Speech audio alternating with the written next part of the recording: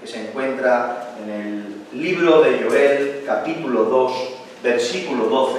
Como ya saben, recogimos ese texto porque creo que es maravilloso, que habla de nuestro tema del ayuno, y vamos a volverlo a releer en el día de hoy. Joel capítulo 2, verso 12.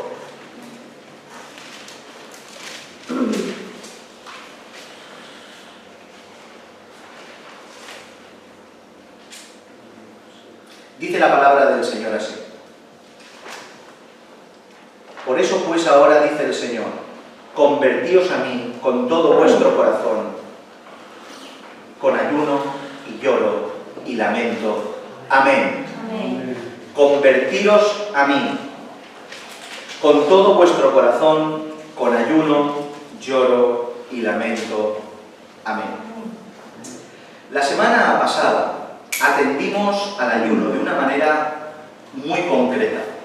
Nos centramos y nos llevó todo el tiempo de nuestra exposición solo a contestar una pregunta o a atender solo una sección de lo que tiene que ver con el ayuno. Y concretamente estuvimos centrándonos durante todo el sermón respecto a lo que no es ayuno. ¿Se acuerdan? Estuvimos hablando de lo que no es ayuno, porque sabiendo lo que no es ayuno nos evitará directamente de cometer errores y nos acercará más a esa respuesta anhelada respecto a lo que sí que es ayuno por este método de estudio que es despejar la X en contexto y clave bíblica. Y creo que aprendimos algunas cosas importantes la semana pasada. Creo que pudimos aprender algunas de las formas y los fondos, estuvimos hablando de las formas y los fondos, los cuales son incorrectos y no representan lo que Dios establece en las Escrituras concerniente al ayuno bíblico. Esta semana intentaremos, ahora sí, de alguna manera, atender a algunas de las preguntas más pragmáticas para tener una idea aproximada de cuáles deben ser los motivos o cómo se debe ejecutar, cómo debemos realizar el ayuno conforme dictaminan las Escrituras. Cuáles son los motivos que me llevan a ayunar y cuáles son las maneras en las cuales esos motivos me han llevado a ayunar, cómo realizar ese ayuno. Quiero nuevamente aclarar, y hago mucho énfasis en esto, que ya de primeras estoy seguro que habrán cosas que no discernamos a lo mejor bien, que habrán cosas que no estarán completas, que habrán huecos que tengamos que rellenar, pero cuando uno atiende a las Escrituras para obedecer al Señor, no para enriquecer el conocimiento o para cuadrar un mensaje, sino verdaderamente para obedecer al Señor como toca, cuando lo hace más allá del acierto y del error, tiene la tranquilidad, la shalom en el corazón de que ha hecho los deberes, de que se ha puesto delante de Dios y puede decirle: Señor, con diligencia he intentado averiguar cuál es tu voluntad para aquella cosa o esta, para poder hacerlo conforme a tu voluntad, y si me equivoco, Señor, ayúdame a rectificar. Yo soy de los que creo ciertamente que una iglesia que va por esa senda cada vez está más perfeccionada y cada vez se acerca más a la voluntad de Dios, estudiando, aprendiendo, rectificando, cayéndote, levantando, pero siempre obedeciendo, siempre deseando agradar al Señor, siendo diligentes con el estudio de la Escritura. Ese tiene que ser parte del ADN de la iglesia, del Señor. ¿Lo creéis? Amén. La manera que vamos a utilizar para intentar discernir y acercarnos a lo que el ayuno es no puede ser otra que por medio de las Escrituras. Todo se tiene que mirar por medio de las Escrituras. No podemos acudir a otras fuentes, no podemos acudir a otras ideas. En ellas nos vamos a encontrar, como ya hemos visto en estos días, los cuales hemos hablado del tema ya bastante extendido, cómo el pueblo del Señor desde tiempos antiguos han utilizado este recurso de diversas maneras y con diversos propósitos. Y este tiene que ser nuestro molde. Ese tiene que ser el molde del cual aprendemos en las Escrituras. Es ahí donde tenemos que tomar la figura de cómo debemos ayunar y por qué debemos ayunar. En ocasiones no tenemos respuestas directas a preguntas concretas. Esto lo hemos hablado muchas veces. La Biblia no tiene un índice con todas las respuestas directas a todas las preguntas. La Biblia tiene todas las respuestas que quieras encontrar, pero no de una manera sistemática. No encontramos, por ejemplo, qué útil sería que el apóstol Pablo, de la misma manera que habla, qué sé yo, de justificación por fe en Romanos, hubiera una carta o un capítulo, qué sé yo, de cualquier carta que explicara: esto es ayuno, de esta manera se tiene que hacer, estos son los medios, lo tenéis que hacer en estos momentos, y sería increíble. Pero en esta ocasión no tenemos esto. Hay bastante información, pero no tenemos esto de esta manera sistemática. Por tanto, nosotros como gentiles, como la Iglesia del Señor en Cristo Jesús en el siglo XXI, en base a toda la información nuevotestamentaria que tenemos, los huecos que nos faltan por llenar, no los podemos completar con inventiva.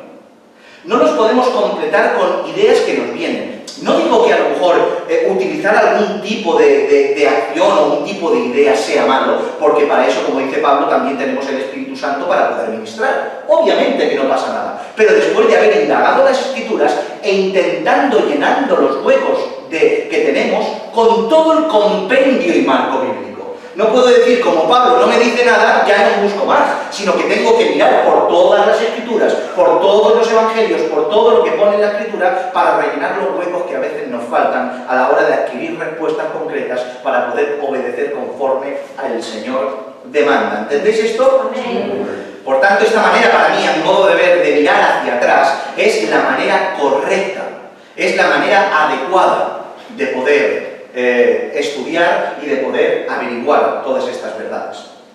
Bien, como hemos dicho, vamos a intentar contestar a las preguntas más pragmáticas, las cuales bien pueden ser preguntas tales como estamos diciendo, cuáles son los motivos que me tienen que llevar a ayunar y cuáles son las formas de hacerlo. Estoy seguro de que en esta tarde solo atenderemos a la primera cuestión y la siguiente pues la dejaremos para otro día cuando el Señor lo permita. No se trata de correr, mis hermanos, se trata de aprender.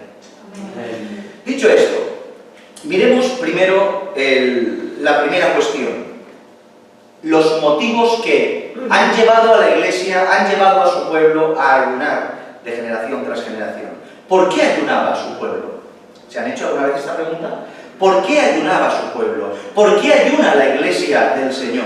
¿Cuáles fueron los motivos que vemos en las Escrituras que impulsaban a las personas a ayunar? Lo primero que debemos entender, y esto es clave para entender el tapiz y la base de todo ayuno, es que el ayuno está envuelto en muchos aspectos, pero está intrínsecamente ligado a uno en concreto. Tiene muchos aspectos que envuelve el ayuno, pero hay un aspecto, una cuestión que está completamente ligada y es el fondo de toda la motivación en el cual nos acercamos al ayuno. ¿Y saben cuál es? La aflicción. La aflicción. El afligirse. La aflicción es el motivo principal que te lleva a ayunar, obviamente por diversos motivos, pero cada motivo tiene en su tapiz, en su suelo, en su cimiento a la hora de ayunar, el afligirse, el estar afligido. Los factores principales de dicha práctica así lo muestran. Uno, cuando se fija un poco en lo que es ayuno, ya se da cuenta que ya directamente las acciones que uno hace y realiza al ayunar tienen que ver con la aflicción. Uno no come, uno se humilla, uno se sentaba sobre ceniza, se vestía de cilicio, un saco negro áspero que picaba. Tenía un contexto de mostrar externamente algo que ocurría internamente, una continua aflicción. Cuando me refiero a aflicción, me refiero a ese dolor del alma por diversos motivos, a esa aflicción de espíritu que te lleva a humillarte delante del Señor. Estos motivos, aunque obviamente están relacionados con lo físico, están relacionados con cosas externas, siempre tienen un contexto interno, un contexto espiritual y están completamente ligados al Señor. El ser humano, todo el mundo se aflige, ¿no? Pero el ser humano cuando se aflige, pues se aflige. Pero el creyente cuando se aflige y ayuna, no se aflige y ayuna sin más, sino que se aflige delante de su Dios. No al margen, sino que la aflicción lo lleva a utilizar los recursos, en este caso el ayuno, para ponerse delante del Señor. Si lo pensamos un momento, la aflicción está ligada completamente con Dios, con el hombre hacia Dios. Levantamos oraciones, levantamos ruegos, levantamos súplicas, nos lamentamos por situaciones diversas, nos afligimos, pero no al margen, no independientemente de Dios, sino delante de nuestro Dios. Por tanto, el ayuno tiene ese factor recurrente que conocemos como aflicción, pero no una aflicción sin más, sino un afligirte delante del Señor. Esta realidad la podemos encontrar en las Escrituras en reiteradas ocasiones. en un montón de diferentes ocasiones y podríamos tirarnos horas hablando de esto. Para muestra, aquí unos cuantos textos. Salmo 69, 10, 11, dice: lloré, esto es importante para entender por qué ayunas y para entender que tienes que saber cuál es la base fundamental de tu propio ayuno, que es la aflicción. Salmo 69, 10, 11 dice: lloré afligiendo con ayuno mi alma, y esto me ha sido por afrenta, pues además puse cilicio por mi vestido, y vine a serles por proverbio. ¿Notan el salmista? Lloré afligido con ayuno mi alma. O nuestro propio texto de referencia, Joel capítulo 2, verso 12, dice: por eso pues ahora dice el Señor, convertíos a mí con todo vuestro corazón, con ayuno, dice, ¿y qué sigue? Con lloro y lamento, ligado a la aflicción. Nuestro propio Señor Jesucristo nos lo enseñó de una forma clara, directa, ante la pregunta de la multitud. ¿Se acuerdan? Los fariseos y los discípulos de Juan que se acercaban al Señor a preguntarle, les leo el texto. Mateo capítulo 9, versos 14 y 15. Todo esto sería magnífico que lo notarais para desarrollar el estudio en su casa. Dice: entonces vinieron a él los discípulos de Juan diciendo: ¿por qué nosotros y los fariseos ayunamos muchas veces y tus discípulos no ayunan? Jesús les dijo: ¿acaso pueden los que están de bodas tener luto entre tanto que el esposo está con ellos? Pero vendrán días cuando el esposo les será quitado y entonces ayunarán. Una persona en un contexto de regocijo, el Señor les dice: no tienen por qué ayunar. Le vienen a preguntar los fariseos y los discípulos de Juan: ¿por qué tus discípulos no ayunan? Nosotros no las pasamos ayunando. Y el Señor sabiamente les contesta: el esposo está con ellos. Por tanto, ¿qué sentido tiene afligirse cuando el esposo está? Estás contento, gozoso, no tiene relación el ayuno. Cuando el esposo les sea quitado, entonces se afligirán y por ende el ayuno tiene cabida, porque el ayuno está intrínsecamente ligada a la aflicción, mis hermanos. ¿Lo entendéis? El Señor Jesús nos da la clara respuesta de que la aflicción y el ayuno están cogidas de la mano. Amén. Entendiendo este primer concepto, que es muy básico y muy necesario entender, el cual envuelve el concepto más básico del ayuno, prosigamos con los diversos motivos los cuales me llevarán a ayunar, tal cual nos enseñan las Escrituras. El motivo más popular es ayunar para pedir el favor de Dios.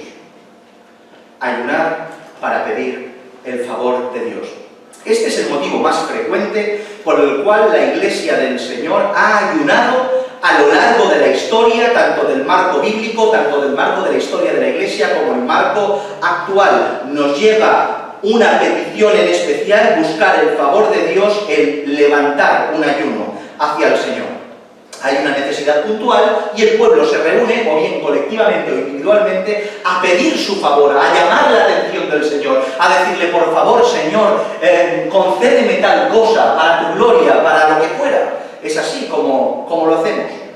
Para muestras, vemos, fíjense si este ayuno es el más habitual, que también a la hora de estudiar los ayunos, cuando vas a los libros que puedes encontrar de teología o de comentarios, siempre enfatizan los mismos textos. O sea, me he encontrado que la mayoría de teología, la mayoría de comentaristas utilizan los mismos textos porque siempre que hablan del ayuno enfatizan siempre este tipo de ayuno porque es el más popular, el ayunar afligido en el alma por una situación para pedir el favor del Señor. Por eso leemos, por ejemplo, en Esther, y lo tenemos que volver a leer, capítulo 4, verso 16, que dice: ve y reúne a todos los judíos que se hallan en Susa y ayunen por mí, y no comáis ni bebáis en 3 días, noche y día. Yo también con mis doncellas ayunaré igualmente. Entonces entraré a ver al rey, aunque no sean conforme a la ley, y si perezco, que perezca. La reina Esther, por la inminente muerte de su pueblo por mano del propio rey que selló un edicto, le dijo: ayuna porque tengo que presentarme delante de mi rey, y mi rey, si no me tengo audiencia, me mata. Ayunar 3 días y me presentaré delante de él. Ayunaron para que, afligidos, para pedir el favor del Señor, en este caso,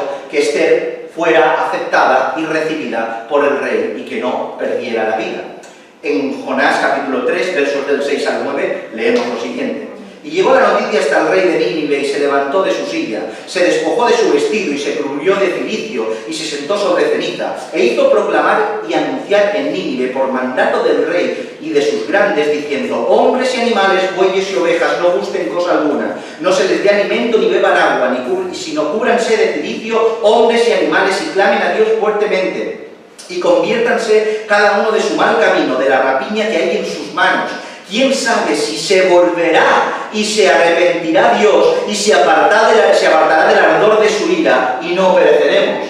Vemos a un rey a la cabeza con todo un pueblo que escucha la noticia de la profecía contraria de Jonás y cómo el pueblo empezó a ayunar y proclamó oficialmente un ayuno. ¿Para qué? Por medio de la aflicción, lamentarse delante del Señor por su pecado y pedir el favor de Dios. Segunda de Samuel, capítulo 12, verso 16, el tercer texto de los más populares que encontraréis en todos los sitios. Dice: entonces rogó David a Dios por el niño, ayudó David y entró y pasó la noche acostado en tierra. David, el niño, ustedes conocen la historia de David y Betsabé, el juicio del Señor por causa de su adulterio y demás cosas, y ese primer niño muere, fallece, y antes de fallecer, ¿qué hace David? Lamentándose en el corazón, afligido en el alma por la situación de su pecado y la circunstancia de su hijo, oró al Señor y ayunó al Señor para pedir el favor. En este caso, el Señor no contestó positivamente como en Esther y como con Jonás, sino que fue con el pueblo de Nínive, sino que no le contestó favorablemente, sino que el niño al final falleció, pero él ayunó para pedir el favor de Dios. Y estos ejemplos podemos encontrar infinidad de ellos en las Escrituras: Salmo 35, Jueces capítulo 20, Primera de Reyes 21 y 1000, etc. Por tanto, ¿qué vemos? Que uno de los motivos principales que te tiene que llevar a ayunar, que llevó al pueblo del Señor a ayunar, es pedir el favor de Dios. Esto no significa que la simple oración no reclame el favor de Dios, sino que ayunando, hay un dicho dentro del pueblo de Israel que dice que en su literatura que cuando no recibas algo orando, ayuna. No es porque el ayuno sea una varita mágica, sino porque se entiende que la búsqueda, que la entrega, que es como el Señor dice: este que clama a esta persona todos los días, vamos a concederle lo que pide, no sea que me canse. ¿Ustedes se acuerdan de esa parábola? Pues exactamente lo mismo, no te lo da orando, ayuna, pide, clama hasta que el Señor te diga que no. Si no te lo da, gloria a Dios; si te lo da, gloria a Dios. Pero ese es el concepto. Por tanto, este es un concepto principal en el cual debemos, y ayunaban en las Escrituras. De la misma manera que el primer motivo, este motivo mencionado, es el más popular, este que mencionaremos ahora no lo es tanto, es bastante menos popular. Estoy seguro que incluso hay gente que ni conoce este motivo por el cual ayunar, y por el cual ayunaba el pueblo del Señor. Y tiene que ver con ayunar como parte del cuerpo de Cristo, como ayunar como por ser parte del colectivo del pueblo del Señor. Muy fácil y rápidamente, aunque tiene una profundidad muy enorme. Nosotros, aunque somos personas individuales, formamos parte de un colectivo, de un mismo cuerpo, de un mismo edificio, construido con piedras vivas. No somos una organización, un evento o un partido político. Somos personas individuales que componen un cuerpo, un organismo vivo. Esto lo saben, ¿verdad? Amén. Las Escrituras nos enseñan que caminamos, vivimos, nos desarrollamos colectivamente, en congregación. Ese es el plan del Señor. Por eso leemos en 1 Corintios capítulo 12, versos 20 y 21. Pero ahora son muchos los miembros, pero el cuerpo, ¿qué? Es uno solo. Ni el ojo puede decir a la mano: no te necesito, ni tampoco la cabeza a los pies: no tengo necesidad de vosotros. Por tanto, aquello que le pasa a uno le afecta al otro. Otra vez, aquello que le pasa al uno le afecta al otro, tanto para bien como para mal. Esta es una realidad bíblica, real, y que hemos percibido si verdaderamente tenemos el Espíritu Santo con nosotros. Esta realidad hace que la aflicción de los demás sea nuestra aflicción. Es por eso que leemos cosas como en 2 Corintios 11, 29, dice Pablo: ¿quién enferma y yo no enfermo? Dice: ¿a quién se le hace tropezar y yo no me indigno? ¿Notan? Romanos capítulo 12, verso 15, otra vez Pablo: gozaos con los que se gozan, llorad con los que lloran. Es un impulso natural por formar parte de algo más que tu propia persona, por formar parte del cuerpo de Cristo. Pero la unidad es tal, mis hermanos, esto escucha por favor y no te pierdas nada. La unidad es tal que no solo nos ligamos a las penas y a las alegrías, sino que también nos ligamos a los pecados y a los correspondientes castigos de la congregación. Otra vez, no solo nos ligamos a la congregación por sus alegrías o por sus penas, sino que como colectivo, como cuerpo de Cristo, estamos afectados, ligados y sentimos lo que tiene que ver con el pecado de la membresía y con la correspondiente castigo de parte del Señor. No estamos exentos de eso. Con esto no quiero decir que yo soy culpable del castigo de mi prójimo, o que voy a recibir el juicio porque su pecado también lo he cometido yo, en absoluto. Pero sí que digo que el pecado, que el castigo de tu prójimo también te tiene que afectar a ti, porque forma parte de ese cuerpo en el cual tú perteneces. ¿Lo entendéis esto? Por tanto, cuando tu prójimo peca, cuando tu prójimo es disciplinado por el Señor, te duele, te aflige y te afecta. Y esa aflicción, ¿a qué te lleva? Te puede llevar a ayunar y a clamar y a pedir perdón como colectivo. Hacerte partícipe de esa súplica de perdón como parte de ese colectivo. Para verdaderamente condolerte con tu prójimo que ha pecado y está siendo disciplinado. Piénselo bien, mis hermanos y mis hermanas. A veces nos ruborizamos porque una persona le parte un ser querido muy cercano y a la semana se quita el luto y decimos, madre mía, no nos cuadra, como si vestir de negro o vestir de algún otro color tiene que ver con el dolor que llevas por dentro, en absoluto. Pero nos sorprende como diciendo, ¡guau! Te choca, ¿verdad? Cuando una persona pierde un ser querido, un fallecimiento bastante fuerte, no un anciano y tal, que también se hace, ¿no? Pero algo muy... y te choca que no se ponga el luto. Y en cambio permanecemos impasibles cuando un hermano o una hermana peca y no nos dolemos. Peca es disciplinado, un hermano y una hermana que peca de verdad y verdaderamente se ha arrepentido, es un hijo de Dios que está en una situación dificultosa, en una situación de descuido, lo que sea, y peca, y no nos pasa nada. No nos enlutamos por el pecado del hermano y por la correspondiente castigo, sino que bueno, ha pecado. ¡Ay! Pero no nos duele en el alma. ¿Entendéis? ¿Por qué? Una cosa en la carne sí, en el Señor no. ¿No será más grave eso? ¿No tiene que producir más dolor en el alma eso? Pero no es lo que vemos en las Escrituras, sino todo lo contrario.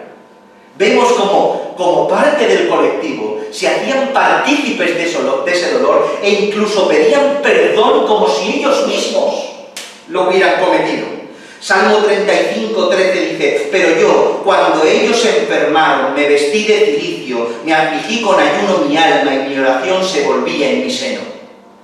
David era perseguido y los estaban persiguiendo y él orando al Señor decía, yo Señor, estos me persiguen. Y ellos, cuando enfermaban, yo me afligía y ayunaba. Se afligía por sus perseguidores y ayunaba. Porque se sentía parte de ese cuerpo, de ese pueblo, de ese colectivo. Daniel capítulo 2, verso 3 dice, en aquellos días yo, Daniel, estuve afligido por espacio de 3 semanas. No comí manjar delicado, ni entró en mi boca carne ni vino, ni me ungí con ungüento, hasta que se cumplieron las 3 semanas. Daniel estuvo afligido por el pecado de su pueblo que llevó a la cautividad en Babilonia. Y lo mismo con Esdras. Otros grandes hombres del Señor del tiempo del cautiverio ayunaban por causa del pecado que les llevó al cautiverio. Ellos no cometieron tales atrocidades. Ellos no formaban parte del pueblo, de la culpabilidad del pueblo como persona individual. Pero al formar parte del colectivo se sentían parte, se dolían, padecían, sufrían por el pecado colectivo del pueblo. Y cuando se dirigían al Señor no decía como Cristo lo tenía que decir porque Él lo pero yo no. Ellos que hacían, se dirigían al Señor y no decían, Padre, perdónales, o no les tengas en cuenta, sino decían, Padre, perdónanos, decían. Perdona nuestro pecado, no nos tengas en cuenta nuestro mal. Pero si Esdras, Daniel, Nehemías, si vosotros no habéis hecho nada ya, pero somos parte de ese cuerpo, somos parte de esa iglesia, y por eso ayunamos, buscamos y nos arrepentimos juntamente con todo el pueblo. ¿Notan esto? Es como si reclamaran para sí el juicio para alivianar el juicio del hermano.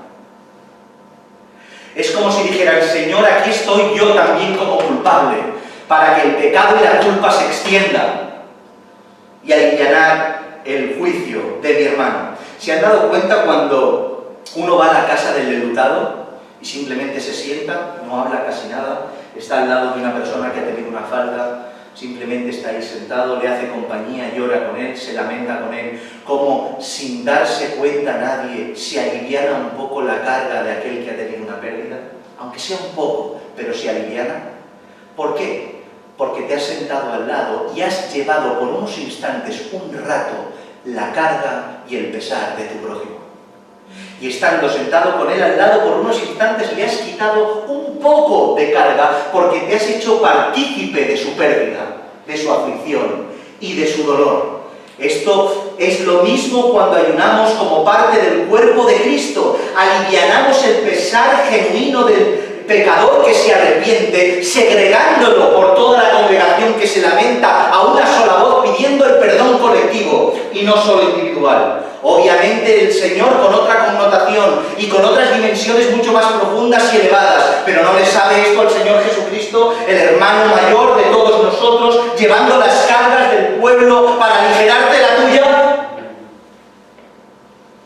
Qué poco se ayuna por eso motivo, ¿verdad?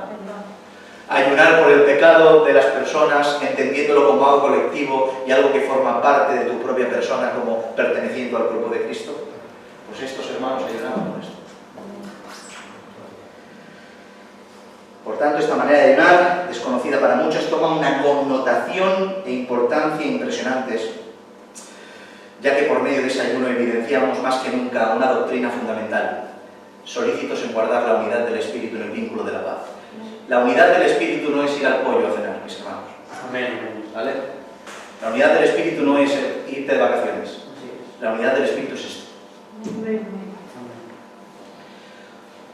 Bien, vamos bien hasta aquí. Un poco más. Otro motivo por el cual vemos que se ayuna es, y esto es un poquito ya más actual y más, lo conocemos un poquito mejor, es para comisionar hermanos para el servicio de evangelización o de misión y para constituir ancianos en las iglesias. Por eso también ayunaban. Hechos capítulo 13, versos del 1 al 3. Dice Hechos capítulo 13, versos del 1 al 3. Había entonces en la iglesia que estaba en Antioquía profetas y maestros, Bernabé, Simón, al que llamaban Níger, Lucio de Cirene, Manaén, el que se había criado junto con Herodes el tetrarca y Saulo. Ministrando estos al Señor y ayunando, dijo el Espíritu Santo, apartadme a Bernabé y a Saulo para la obra a que los he llamado. Entonces, habiendo ayunado y orado, les pusieron las manos y los despidieron. ¿Notan? Podemos ver como la iglesia que está en Antioquía, sede del apóstol Pablo en todos sus viajes misioneros, una de las iglesias más importantes de la diáspora, estaba Jerusalén, siendo Santiago el anciano a la cabeza, y en la diáspora Antioquía de Pisidia, una de las congregaciones más importantes y sede del apóstol Pablo. Bien, pues estando ministrando ellos al Señor y ayunando, en medio de su ayuno, el Espíritu Santo dispuso a dos personas para la obra misionera, a Bernabé y a Pablo, y en ese ayuno el Espíritu les impulsó a apartarlos, y cuando los apartó, siguieron ayunando y poniéndole las manos los comisionaron para las misiones, para la obra de evangelización, en el primer viaje misionero del apóstol Pablo y Bernabé. Por tanto, que vemos que una previa elección y previa comisión de los ancianos de la iglesia de Antioquía se dispusieron a ayunar al Señor para pedirle dirección y para que el Señor respaldara a los apóstoles, para que el Señor respaldara en este caso al apóstol Pablo y a Bernabé, siervo del Señor. Por tanto, en este momento de la iglesia emergente vemos como el ayuno toma connotaciones que desarrollaremos en el sermón siguiente, si el Señor lo permite, más allá de ese concepto de aflicción y pedir. ¿Se han dado cuenta?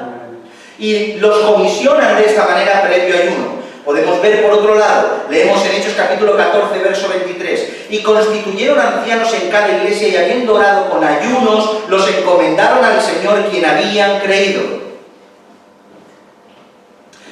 Vemos como ahora Bernabé y Pablo, que salieron comisionados previo ayuno para la primera misión evangelística en el primer viaje del apóstol Pablo, cuando constituían y levantaban iglesias en el Señor Jesucristo para instaurar ancianos, ¿qué hacían? ¿Los ponían a dedo? ¿O simplemente? No, sino que ayunaban para poder ponerlos. Por tanto, vemos que la institución de ancianos, la preparación de ancianos, el instaurar un anciano en una congregación, tiene un previo requisito, según las Escrituras, una previa orientación que aquí nos enseña, la cual nos dice que los siervos del Señor tienen que ayunar para poder poner ancianos en las congregaciones. Por tanto, el ayuno formaba parte de la iglesia primitiva e emergente, tanto para comisionar en misiones como para instaurar ancianos. Y quería poner este punto del otro sermón aquí para que pudiéramos ver como todo el panorama y el marco bíblico, tanto Antiguo como Nuevo Testamento, tanto Evangelios, Profetas como Nuevo Testamento. Hay otro aspecto del ayuno que también deberíamos mencionar, y este ayuno creía oportuno aclararlo para que haya conocimiento en la Iglesia del Señor respecto a esto. Y es ayunar para expulsar a los demonios. ¿Qué caras? Ayunar para expulsar a los demonios. No sé por qué les suena raro, porque hay un texto muy claro que lo dice, ¿no? Hay un texto muy interesante en las Escrituras, conocido por todos, que se encuentra en Mateo capítulo 17, hacia adelante, el versículo 21 lo especifica, que el cual dice: pero este género no sale sino con oración y con ayuno. Vemos a Jesús reprendiendo a sus discípulos porque no pudieron liberar a un joven que desde hacía muchísimos años estaba poseído por un demonio, atormentado por un demonio, y los discípulos no pudieron liberarlo y el Señor les reprende. Lo primero que podemos ver es que no solo los demonios son reales, y esto tenemos que decirlo de vez en cuando, no solo los demonios son reales, sino que en ocasiones muy excepcionales pueden llegar a poseer un cuerpo, en ocasiones muy excepcionales, pero es una realidad bíblica, sino que además hay diversos géneros y rangos de espíritus inmundos. O sea, no solo son reales, no solo poseen a las personas, sino que hay rangos de categorías de demonios. Lo vemos también en las huestes angelicales. Y no por eso eran ángeles que se pasaron al lado oscuro de la fuerza. Entonces vemos como hay demonios que tienen diferentes rangos de poder. Y el Señor, lo que de esta afirmación y otras podemos encontrar también en Daniel, y esto es un rasgo que podemos ver cómo Daniel se enfrenta a una hueste importante cuando está orando. Se acuerda de un príncipe, ¿vale?, de cierto lugar, príncipe de Persia, no la película sino lo del libro, y vemos como el Señor ayuda a Daniel para enfrentarse a esa adversidad, esa hueste de maldad espiritual. El Señor les contesta a la pregunta del por qué no pudieron, y la respuesta, como hemos visto, ya la conocemos. No pudisteis porque este género no sale sino con oración y con ayuno. Esta afirmación nos lleva a la conclusión de que, si leído literalmente, nos lleva a la siguiente conclusión, de que si nos encontramos con un caso de que un demonio se nos resiste al salir del cuerpo de una persona que está padeciendo esa posesión, deberíamos retirarnos a ayunar y regresar luego para poder expulsar al demonio del cuerpo, haciendo del ayuno un recurso de liberación. Hasta aquí lo entendemos, ¿no? Bien. Pero no estoy muy seguro de que esto sea así. Y me ha dado alegría de que la mayoría, por no decir casi todos, los teólogos, comentaristas y hombres que hablan acerca de esto, eruditos en las Escrituras, coinciden con esta idea, que no significa esto, sino que es otra cosa. En primer lugar, casi todos coinciden de que este texto en concreto, donde se menciona la palabra ayuno, y también en sus sinópticos como Marcos o Lucas, no están en los manuscritos más fidedignos, por tanto se sostiene que es un añadido posterior.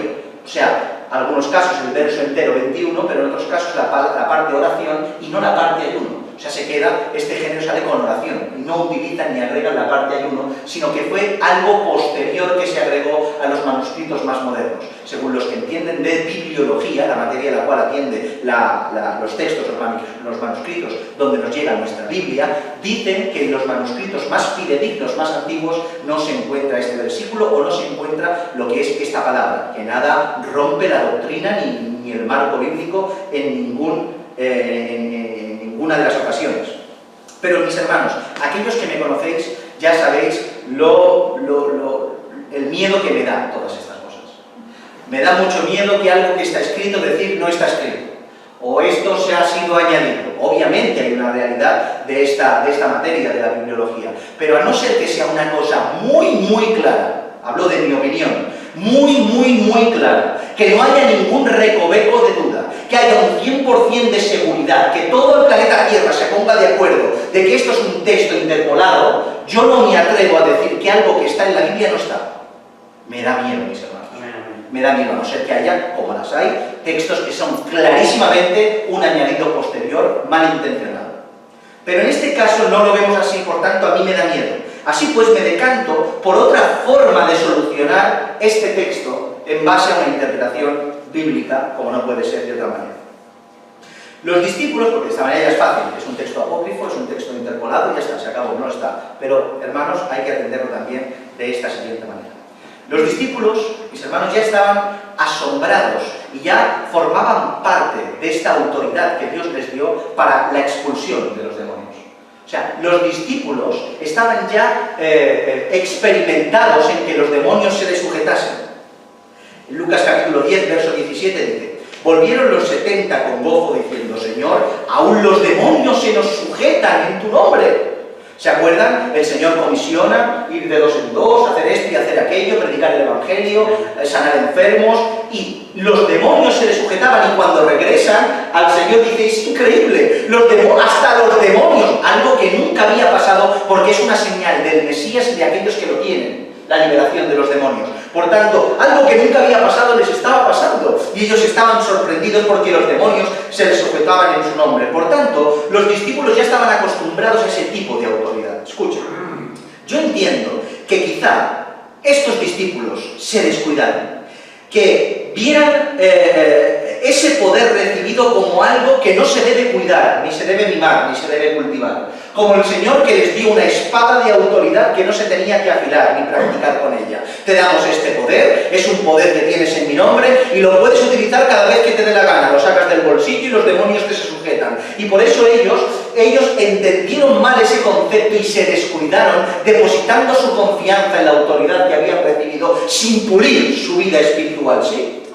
De ahí a que Jesús les reprende, y en ellos ¿qué se sumó? Se sumó el descuido que tenían con una hueste de maldad en un cuerpo de una persona superior a lo normal. Un demonio que poseyó un cuerpo el cual era de un rango superior, entendemos, y estos discípulos descuidados, sin su espada afilada, descuidados, no pudieron liberar a ese joven. De ahí a que Jesús les reprende, y en mi opinión lo hace con el fondo y la mira puesta en la falta de intimidad de estos discípulos, por la falta de búsqueda y dependencia, por su quizá excesiva arrogancia, y lo hizo con tres aspectos que lo fomentaban, esa arrogancia y ese descuido: por la falta de fe, no tenéis fe; por la falta de oración, no oráis; y por la falta de ayuno, no ayunáis. Todos estos factores, la fe en el Señor, la oración y el ayuno, son aspectos que calibran el espíritu del creyente, el cual lo capacitan para desempeñar cualquier tarea que se le salga al paso, la cual está incluida tener que enfrentarte a esa situación si es el Señor que lo pone delante tuya. Por tanto, ¿cuál es el problema que vemos aquí? No es que el Señor les diga, ah, os faltó ayunar como un ejercicio de liberación, porque es necesario esto, sino que los reprende porque en su descuido no estaban ayunados, no estaban orados, perdieron la fe, fueron arrogantes y no pudieron enfrentarse a la situación las cuales tenían. ¿Qué les está diciendo el Señor? Buscad al Señor, tened intimidad con Él, estar cerca y entonces no solo los demonios, sino cualquier cosa que hagáis tendréis el respaldo de mi Padre. ¿Entendéis esto? Por tanto, no entiendo el ayuno como un recurso para me enfrento, o sea, soy un hombre que ha orado, que busca, que está, me enfrento a una liberación y resulta que no puedo, vuelvo, ayuno y entonces sí puedo. No lo entiendo así. Entiendo que me enfrento a esa situación sin autoridad, sin poder, tirado por los suelos porque no soy un hombre que ora, que lee, que busca, que está, que tiene intimidad con el Señor. Y el Señor le da una lección.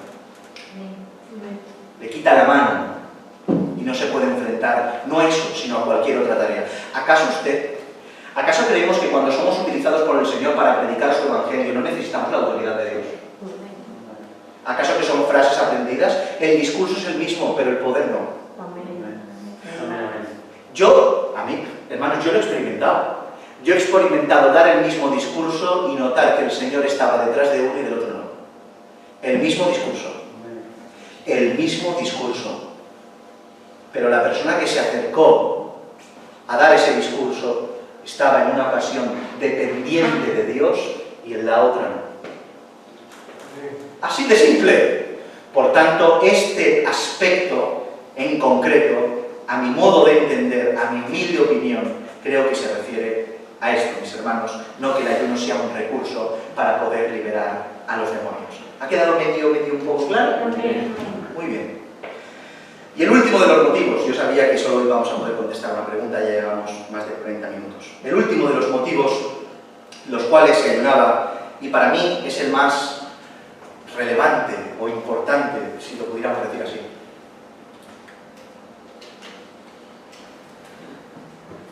Es el siguiente. Hemos hablado de que el ayuno es aflicción como base, en la mayoría de sus casos. Por tanto, ¿qué hay de ayunar? Por arrepentimiento.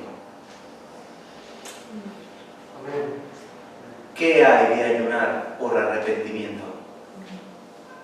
Como hemos dicho, el ayuno está ligado a la aflicción. Y no hay mayor aflicción que uno siente cuando uno peca delante de Dios.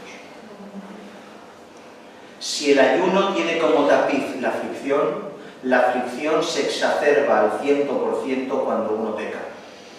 Por tanto, si ayunamos por tantas cosas, ¿por qué no ayunamos por arrepentimiento? Uno se quiere morir, quiere desaparecer, no tiene capacidad ni de explicar lo que experimenta y lo que siente cuando peca. Es un dolor genuino que te sesga el alma. Es un dolor que te deja sin aliento.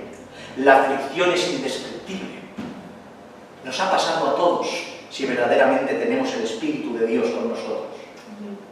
No hay ninguna definición del dolor del pecado en las Escrituras que lo defina a la perfección como se siente en realidad, pero quizá en Pedro podemos ver ese reflejo. Cuando lo negó delante del Señor y el Señor le cruzó la mirada, dice que Pedro, al mirar a Jesús, al escuchar cantar el gallo, al verse tirado por los suelos, su arrogancia tirada por los suelos, a pecar delante del Señor, dice que saliendo fuera lloró amargamente. Y este lloro no es un sollozo, no es una lágrima que le caía y se le resbalaba por la mejilla, sino que la palabra original desvela un lamento incesante de chillidos lamentándose por su situación, un desgarro en el alma. Amén. Y eso es lo que produce el pecado. Amén. Por tanto, si el ayuno es aflicción que te lleva al ruego, ¿qué mejor momento para ayunar cuando has cometido un pecado delante de tu Dios? No quiero decir con esto que sea necesario ayunar siempre que se peca, pero sí que es verdad que ya el Espíritu te empuja, que hay días que una oración puesto en reverencia, no estoy diciendo ni haciendo apología a que uno puede pedir perdón andando por casa, perdóname Señor, no, pero sí que es verdad que hay momentos que el Señor te empuja a decir, wow, me voy a parar, voy a volverme, Señor, porque tengo roto el corazón. Y quizá esos momentos sean buenos momentos para ayunar y para afligirnos y pedirle perdón a nuestro Padre Celestial. Por eso la elección de este texto que nos ha acompañado en estos días. Por eso la elección de este texto maravilloso que cuando lo leí dije, Señor, aunque no hable de él, por favor, quiero ponerlo como encabezamiento. Joel 2:12, pero dice, por eso pues, ahora dice el Señor, convertíos a mí con todo vuestro corazón, con ayuno y lloro y lamento. Amén. En primera instancia podemos ver cómo Dios ordena, dice, exclama una orden desde el cielo. Amén. En algo muy concreto, convertíos a mí. Esta palabra no significa que Dios ordene, que nosotros mismos hagamos algo para cambiar, o sea que nos convirtamos en una otra cosa por obra de magia. Convertíos a mí, como si tuviera yo que hacer algún tipo de cosa, algún tipo de ejercicio mágico para convertirme. No, la palabra que encontramos para convertíos, ya algunos de vosotros os acordaréis porque la hemos estudiado, en hebreo es la palabra shuv. Y la palabra shuv es volverse. ¿Y dónde se encuentra la palabra shuv? En la traducción original de arrepentimiento, teshuvah. Por tanto, la teshuvah, el arrepentirse, es volverse. Por tanto, Dios aquí está haciendo una exclamación desde el cielo al arrepentimiento. ¿Y cómo? ¿Cómo lo exclama el Señor? ¿Cómo ordena Dios desde el cielo que te aflijas, que te arrepientas? Primero de todo corazón, con lloro, con lamento, porque no es cualquier cosa lo que has hecho, porque has pecado en contra de tu Dios. ¿Y qué agrega? ¿Qué matiz, qué recurso incluye en el arrepentimiento? Ayunar. Yo no sé cuántas veces habremos ayunado por arrepentimiento, pero es el ayuno creo que es más necesario en los tiempos que corren. El ayuno que representa más la aflicción. Lo que más nos debería afligir, por ende, lo que más nos tendría que llevar a ayunar, mis hermanos. Por tanto, mis hermanos, evidentemente no se trata de ayunar cada vez que cometemos un pecado, reitero en esta idea, no quiero confundir a la Iglesia del Señor, pero sí que debería ser una práctica habitual, no solo por lo que se ha ayunado hasta el día de hoy, sino también por causa del dolor que genera el pecado en nuestros corazones, que nos lleva al arrepentimiento y nos tiene que llevar a ayunar, mis hermanos. Si se dan cuenta, hemos banalizado últimamente lo que es pedir perdón. ¿Se han dado cuenta? Lo que decíamos hace un rato. Hemos banalizado lo que es pedir perdón. Nos sostenemos en un Dios de toda gracia, que así lo es, un Dios de toda misericordia, amén, así lo es. Pero parece ser que tenemos como una garantía, que pecamos y pedimos perdón entre dientes, 5.000, ay, perdóname, Señor. Y no tenemos noción de que hemos pecado en contra de Dios, que hemos desobedecido un mandamiento, que hemos hecho afrenta a la cruz de su Hijo, que murió para darte una vida en abundancia, que no somos deudores a la carne, sino deudores al Espíritu. Por tanto, si eres deudor al Espíritu y fuiste salvo por el Espíritu, andad en el Espíritu, dice la palabra del Señor. Y hemos frivolizado por el pedir perdón. Parece ser que solo las cosas muy grandes nos llevan a volcarnos y las cosas livianas no nos afectan. Pero mis hermanos, la desobediencia es desobediencia. Y tenemos que saber pedir perdón al Señor a tal grado que haya días que incluso nos lleve a la Iglesia del Señor, a modo colectivo, a modo individual, a pedirle perdón al Señor por causa de nuestro pecado. ¿Estáis de acuerdo? Amén. Así pues, nuestro arrepentimiento vaya más allá de unas simples frases aprendidas, dichas de 3 minutos, sino que tome esta dimensión que merece. En conclusión, creo que hemos dado respuesta bíblica a la pregunta de cuáles son los motivos principales que nos tiene que llevar como Iglesia del Señor a ayunar, ya que lo hemos visto reflejado en las Escrituras y tenemos que aprender por repetición de lo que nuestros hermanos mayores hicieron en base a lo que aprendieron de nuestro Padre Celestial. ¿Estáis de acuerdo? Sí. Hemos aprendido que se ayuna para pedir perdón, para pedir el favor de Dios, para que formemos parte de un mismo cuerpo, doliéndonos los unos a los otros y haciéndonos partícipe de ese pecado y juicio colectivo, para constituir ancianos, para comisionar a misioneros, para arrepentimiento. Hemos visto por las Escrituras en diversas situaciones acontecimientos como el pueblo de Israel ayunaba y cuáles fueron sus motivos, lo cual tiene que ser molde para nosotros y tapar los huecos que hoy no tenemos, lo que hará que nuestro ayuno no esté fundamentado en ocurrencias ni en inventos de los hombres, sino verdaderamente en aspectos bíblicos, el cual el Señor te demanda, el que la Iglesia se movilice colectiva o individualmente en el ayuno. Amén a su palabra. Amén. No obstante, mis hermanos, como he dicho, en el próximo sermón atenderemos a la otra pregunta, pero también atenderemos a otro de los motivos, quizá, que nos tiene que llevar a ayunar, que creo que merecía una mención aparte para hablar ciertas cosas, y no he visto prudente hablarlo en el día de hoy porque nos iba a llevar bastante más tiempo. Por tanto, lo dejaremos para el próximo sermón e iremos contestando más preguntas acerca del ayuno, y espero que en el día de hoy, al igual que los demás días, estemos más instruidos, amueblados en nuestra alma respecto a lo que es el ayuno, y hoy, en el día de hoy concretamente, en los motivos por los cuales la Iglesia tiene que volcarse en el ayuno que el Señor demanda. Amén. Inclina tu cabeza y vamos a dar gracias al Señor.